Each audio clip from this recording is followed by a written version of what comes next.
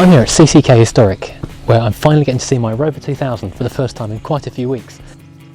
It's been sat here in the company of some pretty exciting other cars, while it's having some very, very major welding done on the back quarters. Because down under here, it was rotten as a pear, and now it's lovely.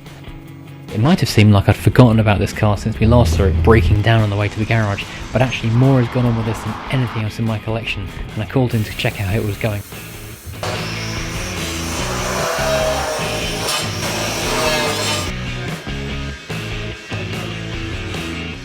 We knew the rust was going to be worse than you could see when there was paint on the car, and the passenger side wasn't really too bad, but the driver's side was way worse than we'd anticipated, and the rust had crept into both skins of the base unit and took a lot of cutting and a lot of fresh metal to replace it.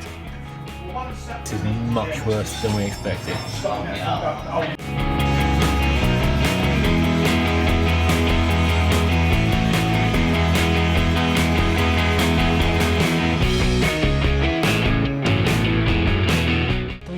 Were a massive task. This whole area had to be cut out, and it's double skinned, so I had to buy replacement panels to go on the outside and a replacement panel to go on the inside, which is an awful lot of welding, so that's why it took them a long time to do it.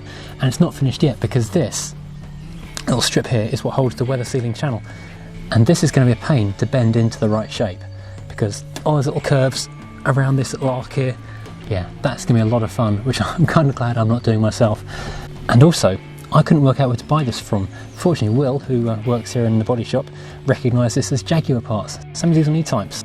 So not only does this share its central brake discs with a Jaguar, it also shares its trim with a Jaguar as well. They're in a classy company here. One unexpected bonus of having these guys work on the car, and they know exactly what they're doing and they are perfectionists, is that they've spent a long time getting the door catches lined up perfectly, the spacers on the wing bolts lined up perfectly, so everything lines up exactly as it should, and the door just clicks shut perfectly. It's lovely, and they've done a beautiful job. It's not been the cheapest job in the world, but it's a great job, and the car is solid at last. Great enough to go to an MOT, I thought? Maybe not, because I asked them to do an inspection on it, and it's going to cost more money. Well, what do cars do apart from cost you lots more money? So, from the back, the next shopping list is going to include the elongators for the back axle, because that's split. Not a biggie, but it's a huge job to get it out. It's like a day's labour. The steering idler has failed. We've got a wheel bearing that's gone, and well, that's the bulk of it really, but that's still more work that's going to need doing. Please hit subscribe, and we'll see if we can get this thing through an MOT next time.